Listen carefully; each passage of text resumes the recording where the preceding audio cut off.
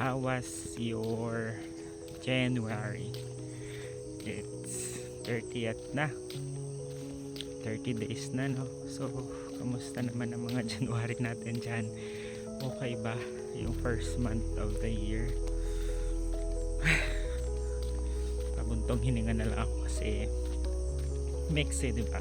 Usually pag January yung parang super excited ka sa mga bagay-bagay to yung mga New Year's resolution mo, yung mga planning and everything, but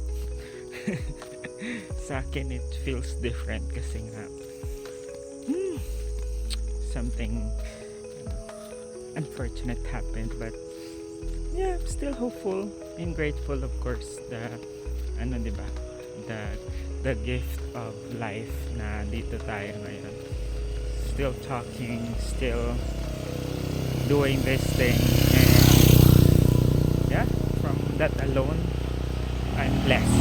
So thank you, Lord, for my life, for my family, for the love, for the peace, for everything beyond those diba, mga challenges,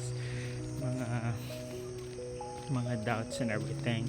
We're here, we're keep going, keep continuing with our life, and I think that's more than enough, diba, na mabuhay ka at hopeful ka pa rin sa mga bagay-bagay. So as we end this month, technically 31 pa pala ng January, but yeah, let's end this month with a grateful heart, and ayun, pasalamat sa lahat ng biyaya for this month, and syempre for the February, for a new month. Let's hope na maraming blessings na darating. So yun lang. Thank you, January. Thank you, Lord, for all the blessings, and let's always pray. Don't underestimate the power of prayer.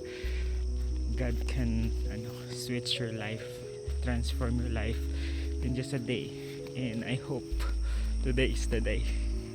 Annyeong, mama.